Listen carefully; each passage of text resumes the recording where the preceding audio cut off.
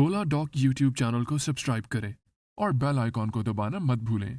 मेरा नाम डॉक्टर मुनव्वर अली सिद्दीकी है। मैं चाइल्ड स्पेशलिस्ट हूँ। मैंने अपनी ग्रेजुएशन डाउ मेडिकल कॉलेज कराची से किया था। फिर मैं रेजिडेंसी के बाद इंग्लैंड चला गया। वहाँ मैंने रेजिडेंसी करी आवर लेडीज़ हॉस्पिटल में। फिर वहाँ से DCH किया और फिर मैं कराची 1990 में आके मैं FM हॉस्पिटल से मुंसलिक हूँ। मैं आज मुझे जो ओला डॉक के थ्रू टॉपिक दिया गया है पेरेंट्स के लिए कि बच्चे जो ग्रोथ कर रहे हैं और जो ग्रोथ नहीं कर पाते हैं तो उनमें और अगर नमूनिया या कोई न्यूबॉर्न इन्फेक्शन हो जाए तो उसको क्या अलामतें होती हैं, कैसे उसको ट्रीट की जाती हैं और कैसे प्रिवेंशन की जा सकती हैं।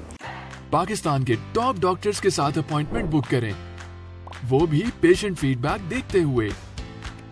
लाखों लोगों की तरह पाकिस्तान के सबसे बड़े डॉक्टर नेटवर्क का फायदा उठाएं और आज ही ओला डॉक ऐप डाउनलोड करें। ओला डॉक, डॉक्टर का अपॉइंटमेंट आसानी से।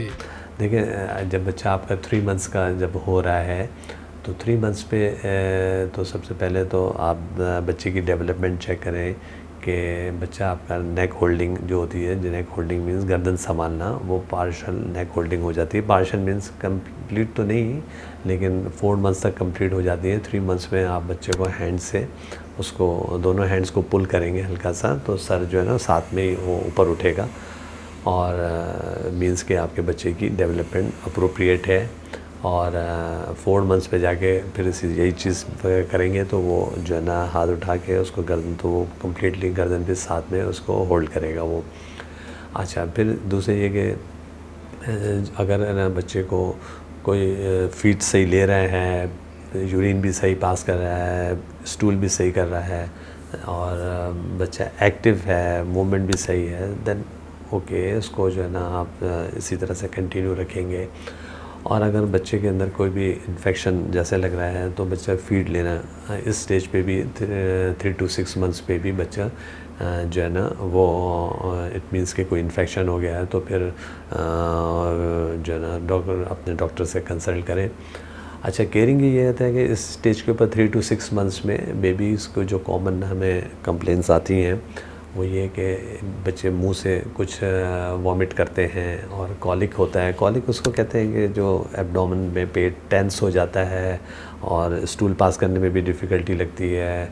और मेजर कंप्लेंट पेरेंट्स यही कहते हैं मदर आके कि ये चीज़, तो उसमें कोई परेशानी की बात नहीं है। ये कॉलिक में जो होता है ना, बहुत सारे लोग कुछ डिफरेंट मेडिकेशन रेमेडीज़ यूज़ करते हैं, तो बेसिकली वो रिलैक्स करने के लिए होता है, तो उसमें कोई वो नहीं है। लेकिन ये नहीं सोचेंगे वो एक कंप्लीट ट्रीटमेंट है और उसको आप ना कहना चाहिए कि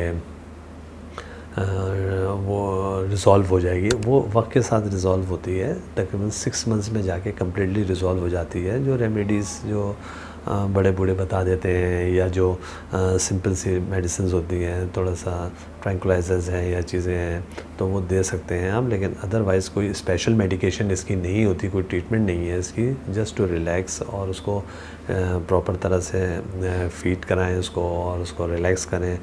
हाँ, सम टाइम इस कंडीशन में जो बच्चे वॉमिट कर रहे होते हैं तो उसमें रिफ्लक्स कहलाती है एक चीज़ हो जाती है, तो वो डॉक्टर्स हम लोगों के पास अगर जब तक इतना ज़्यादा हो जाता है, एग्जरेटेड हो जाता है कि वॉमिट कर रहा है फीड के बाद, तो एंटी रिफ्लक्स की कुछ मेडिकेटेड मिल्क आता है, तो वो हम प्रिस्क्राइब करते हैं सर्टेन पीरियड तक।